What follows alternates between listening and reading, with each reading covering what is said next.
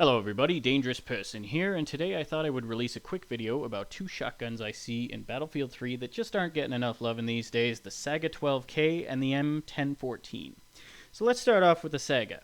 The Saiga12K is a semi-automatic shotgun. This means that it fires shells pretty much at the speed that you can click your finger, so for all you Diablo fans out there, this is the gun you want to be using. It can fire your standard shotgun rounds, that's buckshot, flechette, slug, or frag rounds. It's magazine fed, which means that instead of loading each individual shell into the gun as you move, you generally want to be reloading this gun when it's almost empty. You'll also need to find somewhere safe. It has a pretty decent reload time. I believe it's 2.2 seconds if there's still a shell in the chamber, or 3.5 seconds if it's empty. But what really makes the magazine design of the Saiga work so well is that it has a very high ammo capacity for a shotgun. It holds 7 shells in a regular magazine, or 11 in an extended magazine. But with 7 shells, you're generally not going to get into too many situations that require more than that. And because of this, you don't always need to run extended mags the same way you would with normal shotguns, which frees you up for other attachments. In my opinion, the type of attachment you want on this gun generally goes with the type of ammo that you're running.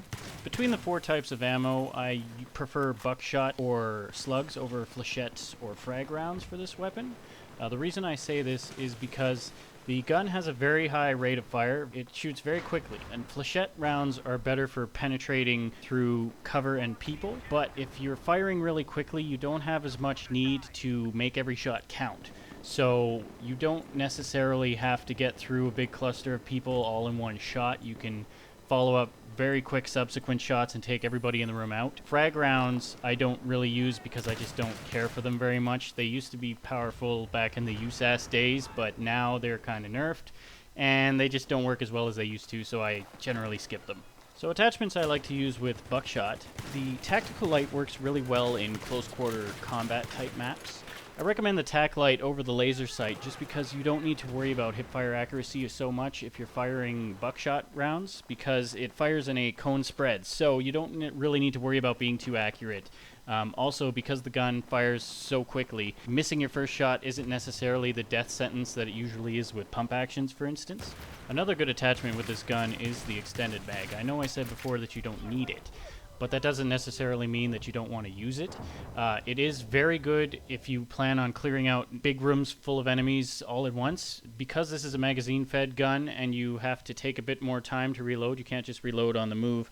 Sometimes it's pretty good to have those extra shells in the magazine. You can also append the flash suppressor to this weapon if you like. I really like the flash suppressor on this gun just because it helps control a lot of the recoil. Shotguns are nothing but recoil machines, and the flash suppressor really helps curb this recoil. I know it doesn't help much in close quarters for someone not to be able to see your muzzle flash, but the benefit of having a flash suppressor is that you yourself don't see your muzzle flash. So if you're aiming down at sights, you won't be blocking yourself with your own muzzle flash. You'll be able to see clearly who you're aiming at, where you're aiming at all times. So the flash suppressor is not a bad way to go.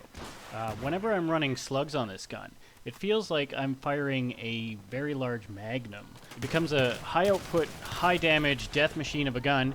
If you put a 3.4 scope on it with slugs and a flash suppressor, I've found that this is probably the most optimal layout for slugs. The experience is very comparable to firing a scoped 44 Magnum in that sense. It's incredibly accurate at range. Because the flash suppressor doesn't block your view, the 3.4 scope actually works really well. It doesn't get blocked by its own muzzle flash.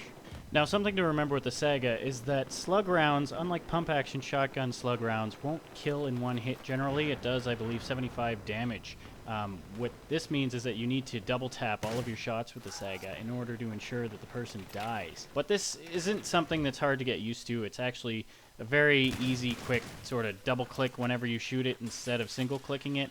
The high rate of fire makes it easy, and it also makes the gun a little more forgiving if you miss your first shot. So that's generally why I love the Saiga. Moving on to the M1014. The M1014 is very similar to the Saiga. They have the same rate of fire, but the M1014 only holds 5 rounds by default and 7 with extended mags. Now this generally means that unless you're a very accurate shooter, you want to be running with extended mags, which doesn't free up the slot for the attachments like it does on the Saiga. However, the M1014 is a lot more capable of killing in one shot than the Saiga is. It has 10 pellets in each of its buckshot rounds, whereas the Saiga has only 9. This means each round from the M1014 is going to be doing 16 more damage than the Saiga would, so there's a lot less chance that you have to double tap any of your shots. The gun also differs because it's individually shell loaded, which means that you basically want to be reloading anytime you're not firing the gun just to ensure that you're topped up with ammo pretty much at all times. Because individually shell loaded guns reload longer if you've expended all the shells inside of it, you always want to be sure that you keep at least one shell in the gun when you reload it, because otherwise it does a longer shell reload animation and it could get you killed. Now the 1014 won't do as much damage as a pump action gun, but it does pretty well for itself. As I said before, it can one-hit KO a guy with just one shell. Like the Saiga though, because it's got a really fast fire rate, you generally want to double tap with it, just to be sure that you've killed the guy. For attachments on the 1014, I like to run extended mag. As I said before, I'm not the most accurate shooter in the world, but it does do wonders. It does make a huge difference to run extended mag with the gun. Otherwise, like the Saiga, the standard attachments apply. Tac lights work well, flash suppressors work really well. The recoil is essentially the same as the Saiga, so you can still use slugs with a 3.4 scope if you like. For this one though, it feels a little more bouncy, even though on paper it's the same recoil as the Saiga. For that reason, I like to use just general close quarter scopes, red dot sights, your Cobra sights, that just make me personally a little more comfortable with the gun. If you're debating between the two guns though, it generally comes down to whether or not you're more comfortable with individually shell loading or with magazine loading. Both have pros and cons, so it comes down to which one you're most comfortable with mostly. I just think these guns are a nice change of scenery from the standard pump actions we see everywhere, or the USAS guys who go around holding down their mouse button with full auto fire.